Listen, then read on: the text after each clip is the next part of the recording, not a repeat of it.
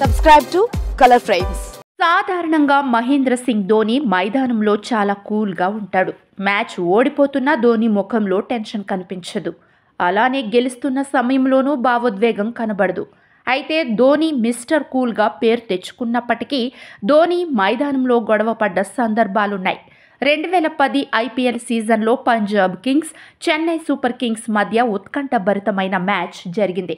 ఆ మ్యాచ్లో చెన్నై గెలిచి ప్లే ఆఫ్స్కు అర్హత సాధించింది. ఆ మ్యాచ్ చివరి ఓవర్లో చెన్నైకి 16 పరుగులు అవసరం కాగా మహీ కేవలం 4 బంతుల్లోనే మ్యాచ్ను ముగించేశాడు. సిక్సర్తో మ్యాచ్ ముగించిన మహీ భావోద్వేగాన్ని కంట్రోల్ చేసుకోలేకపోయాడు. కోపంతో హెల్మెట్, గ్లౌజులు కిందకేసి కొడుతూ బిగ్గరగా అరుస్తూ కనిపించాడు. 2019లో రాజస్థాన్ రాయల్స్తో ఆడిన మ్యాచ్లోనూ ధోని విశ్వరూపం చూపించాడు. ఈ మ్యాచ్లో తొలుత బ్యాటింగ్ చేసిన రాజస్థాన్ రాయల్స్ 151 పరుగులకు ఆలౌట్ అయింది. చెన్నై విజయానికి 58 పరుగులు అవసరమైనప్పుడు మిచెల్ శాంట్నర్ స్ట్రైక్లో ఉన్నాడు. అప్పుడు బెన్ స్టోక్స్ ఫుల్ టాస్ వేశాడు. అంపైర్ దాన్ని నోబాల్గా పరిగణించాడు. అయితే లెగ్ అంపైర్ దానిని లీగల్ డెలివరీగా పేర్కొన్నాడు.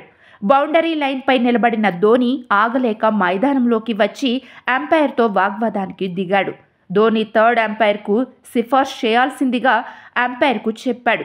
కానీ అతను వినకపోవడంతో బంతిని లీగల్ డెలివరీగానే ముగించారు. ఐపీఎల్లో దీపక్ చాహర్పై ధోని కోపంగా ఉండటం చాలాసార్లు చూసి ఉంటారు. 2019లో పంజాబ్ విజయానికి 2 ఓవర్లలో 39 పరుగులు చేయాల్సి ఉంది. ఆ పరిస్థితుల్లో దీపక్ చాహర్ చివరి ఓవర్లో వరుసగా నో బాల్స్ వేశాడు. దీంతో ధోని చాహర్ వద్దకు వెళ్లి ఇచ్చి పడేశాడు. ధోని వార్నింగ్కి దీపక్ సెట్ అయ్యాడు. ఆ వెంటనే ఒక వికెట్ తీసి జట్టును విజయపదంలో నడిపించాడు. 2021లో చెన్నై సూపర్ కింగ్స్ మరియు ముంబై ఇండియన్స్ మధ్య జరిగిన మ్యాచ్లో కూడా మహీ సీరియస్గా కనిపించాడు.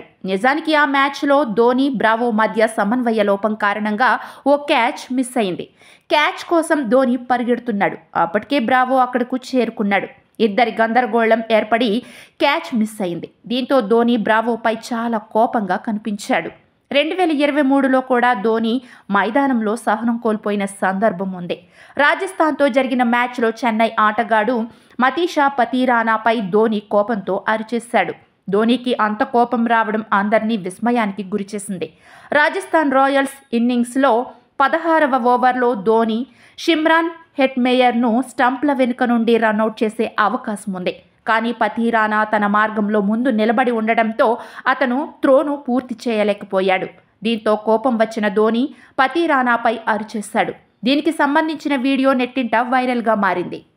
వీడియో మీకు నచ్చినట్లయితే ప్లీజ్ లైక్ చేయండి, షేర్ చేయండి, కామెంట్ చేయండి.